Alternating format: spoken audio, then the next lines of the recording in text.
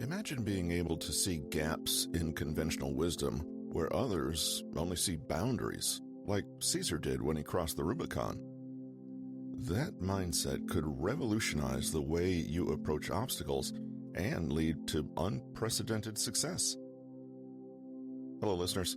Welcome to the Science of Self, where you improve your life from the inside out. We're taking another section today from Peter Hollins' book, Julius Caesar and the Roman Empire.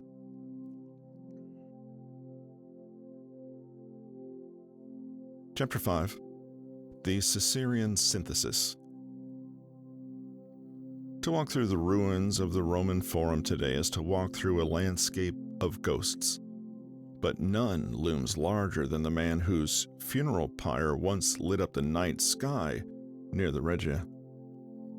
When we look back across the abyss of 2 millennia, we often see Julius Caesar as a statue, cold, marble white, and inevitable.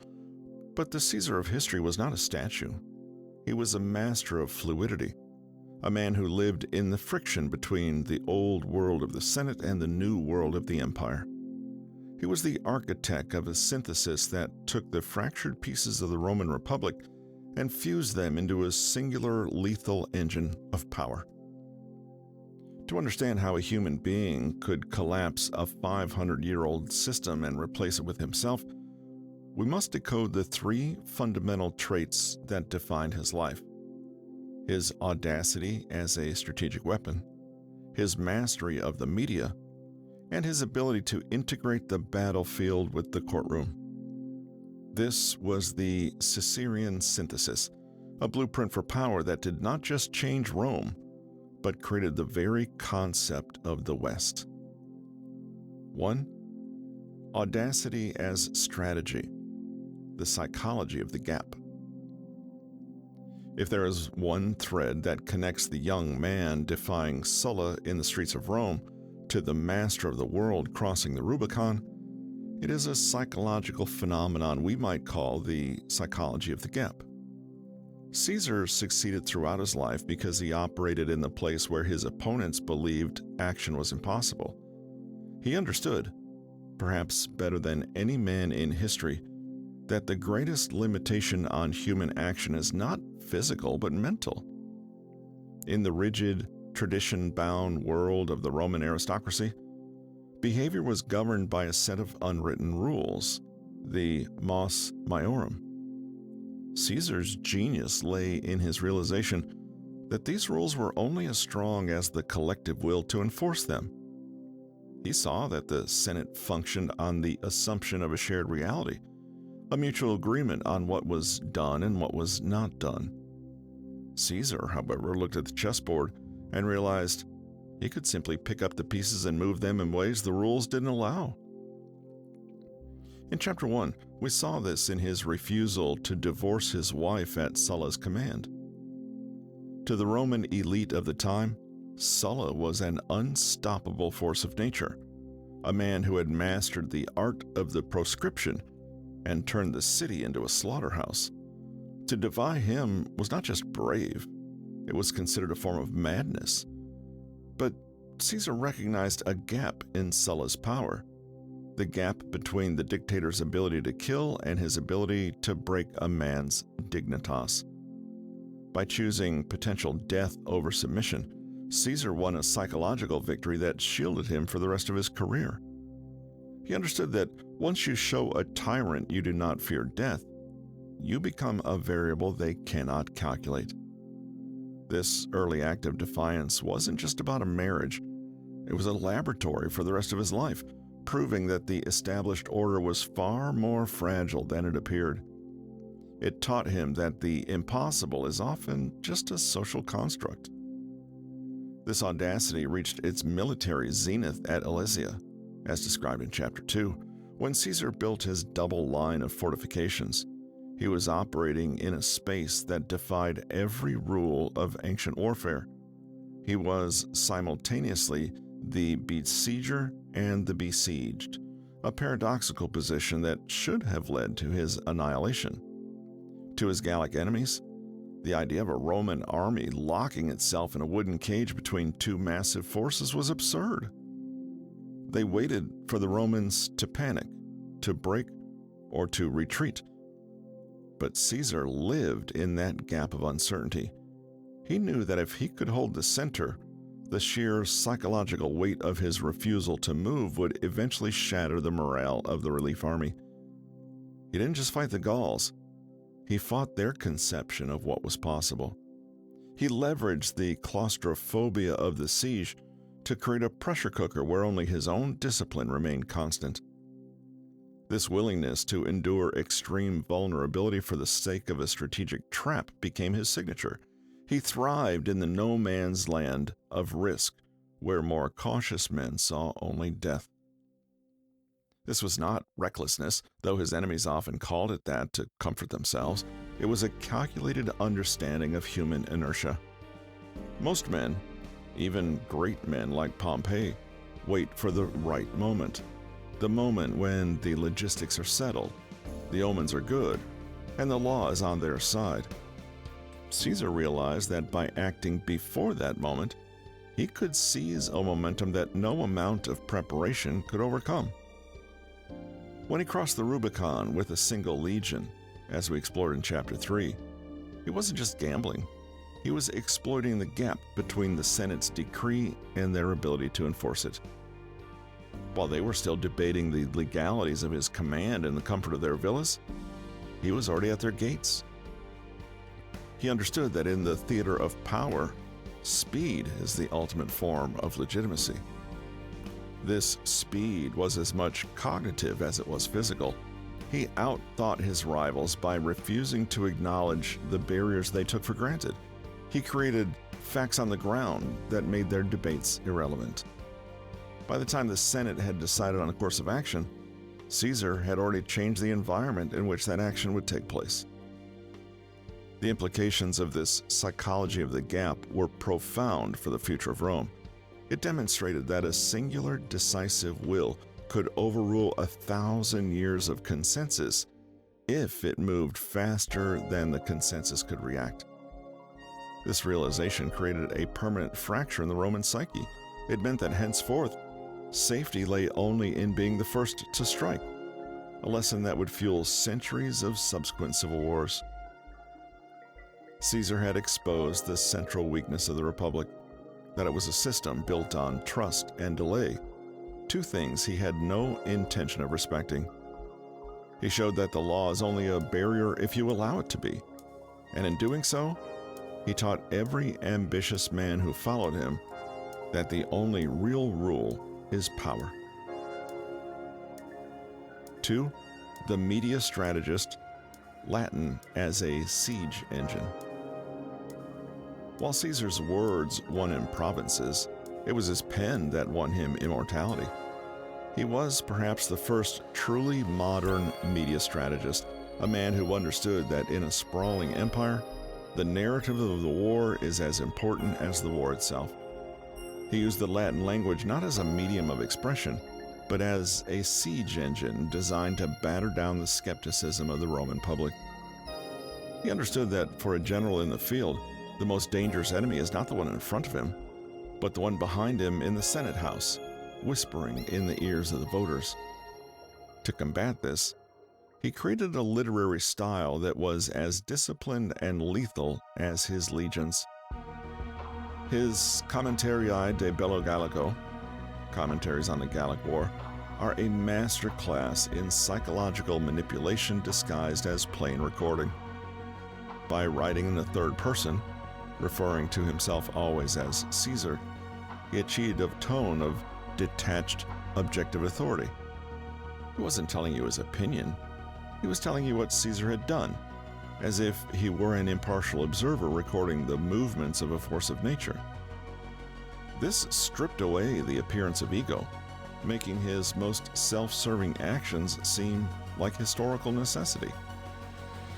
When he describes the slaughter of the Helvetii, or the bridge across the Rhine, he does so with the cold clarity of an engineer.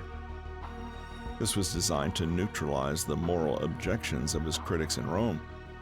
How could one argue against a man who presented his massacres as mere logistical updates? He was reframing his own ambition as a series of inevitable, logical responses to external threats. Think back to the description of his crossing to Britain in Chapter 2. He doesn't describe the terror of the storm or the uncertainty of the landing in the flowery, adjective-heavy prose typical of the period. Instead, he uses a style that is direct, sparse, and muscular, a style known as Atticism.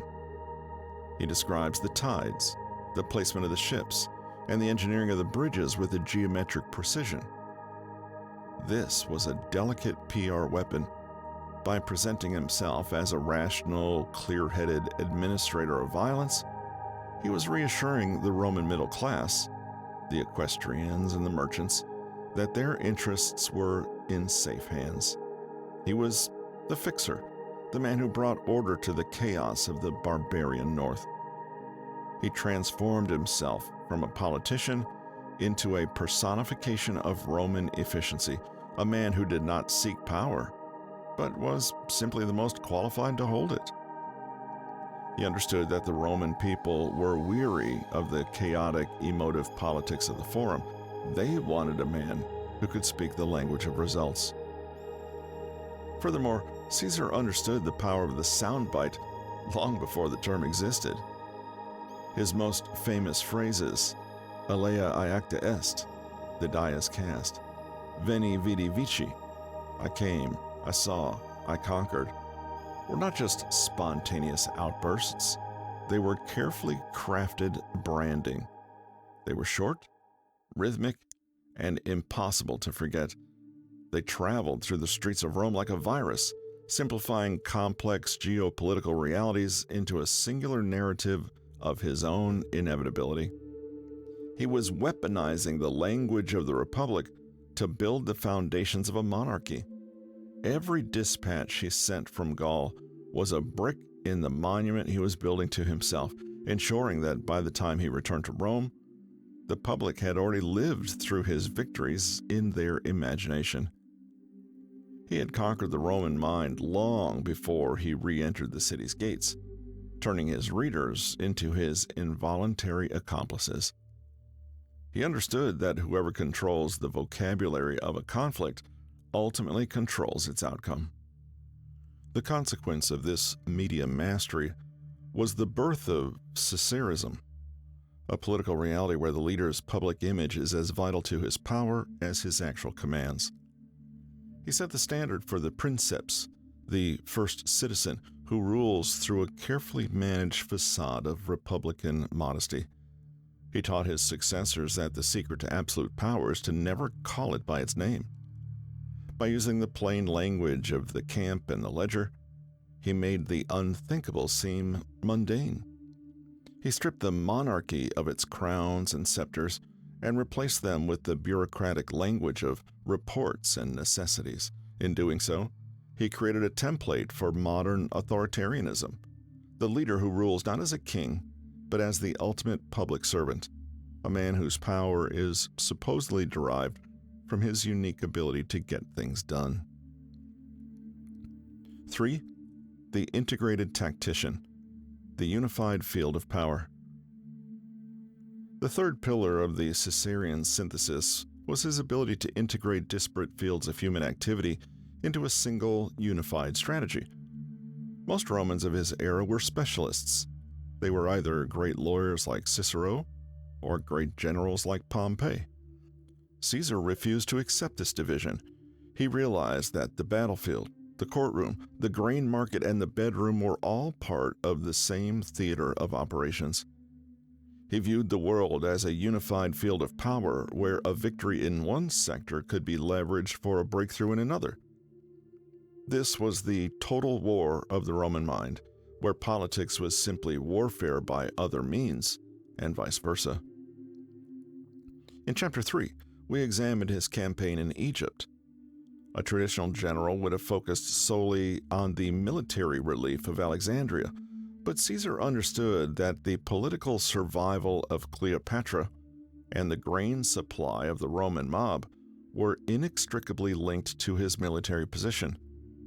He managed the logistics of a siege while simultaneously managing a romantic and political alliance that would fund his future wars. He was, as historians like Adrian Goldsworthy have noted, a master of logistics, but as Freeman points out, he was equally a master of human emotion. He could calculate the weight of a grain shipment and the weight of a queen's ambition with the same terrifying accuracy. This multifaceted approach made him impossible to predict, and he was never playing just one game. He was playing the long game of dynastic security while fighting for his life in the short game of urban combat. This integration allowed him to perform what we called the administrative sprint in Chapter 4. When he reformed the calendar, he wasn't just being a nerd for astronomy, he was performing a military operation on the concept of time. He saw that the chaos of the Roman calendar was a tactical weakness that his enemies used to manipulate elections in legal terms. By fixing the year to 365 days, he was performing a soft power sweep of the entire Roman world, imposing his own sense of order on every farm, every market, and every temple in the empire. He unified the measurement of time, just as he had unified the command of the legions. He realized that to control a people, you must control the rhythm of their lives, making himself the silent conductor of the Roman heartbeat. This was the ultimate expression of the integrated tactician, the man who could command the seasons themselves to march in step with his political gains. This ability to manage logistics and emotion simultaneously is perhaps most evident in his policy of clementia. As we explored in the context of Pharsalus, Caesar's mercy was not an emotional outburst. It was a cold, tactical integration of ethics into his broader strategy. He realized that a dead enemy is a martyr, but a pardoned enemy is a client. He was using the courtroom tactic of the debt of honor and applying it to the battlefield. He was buying the future loyalty of the state with the lives of the men he had just defeated. This unified approach meant that Caesar was never off duty. Whether he was presiding over a trial or crossing a river in a storm, he was always calculating how each action fed into the grand synthesis of his authority. He had moved beyond the petty distinctions of civilian and military life, becoming a singular, total political entity. He understood that the Republic failed because its parts were at war with each other, the Senate versus the people, the city versus the provinces. Caesar sought to end this friction by becoming the single point of convergence for all of them. The ultimate consequence of this integrated tactics was the creation of a new kind of state, the Roman Empire. It was a system designed to be governed by a single man who could oversee everything from the price of wheat in North Africa to the movements of legions on the Rhine. Caesar had proved that such a thing was possible, but he'd also proven that it was incredibly fragile, for it required a man of his specific terrifying genius to hold it together. He had created a vacuum that only another Caesar could fill. By integrating every aspect of Roman life under his own person, he made the survival of the state dependent on his own survival. That was his final, most profound synthesis. He had merged his own biography with the history of the world. In those final months before the Ides, this synthesis had reached its absolute form. He had become the center of a new universe, a man who had collapsed the old distinctions between the God and the man, the law and the will, the word and the deed. He walked the streets without guards because he believed the synthesis was so complete that no one would dare touch its central node. He was wrong, of course. The tragedy of the Caesarean Synthesis was that it was too complete. It left no room for the very people it was built to govern. It offered efficiency at the price of dignity, and order at the price of liberty. By solving the problem of the Republic's chaos, he had created the problem of his own absolute presence. The man had become the state, and in doing so, He had ensured that his own death would be the only way for the state to breathe again. Yet, even in his death, his traits, his audacity, his media mastery, and his integrated tactics became the DNA of every ruler who followed. The conspirators killed the man, but they could not kill the synthesis. Within a generation, the world he had envisioned would become a permanent reality. He had set the world on a new path, crossing a final Rubicon of history from which there was no returning. He had built a legacy that would haunt the Western imagination for 2,000 years, from the halls of the Vatican to the offices of modern dictators. He remains the ghost in the machine of every empire to come, a reminder of what happens when a single human will decides that the rules of the past are merely a suggestion, and the future is a blank page waiting for a single name. He was the architect of modernity, a man who looked into the abyss of the Republic's collapse and chose to build a bridge across it using nothing but the sheer, unadulterated strength of his own character. In the end, Caesar's life serves as a profound meditation on the nature of power.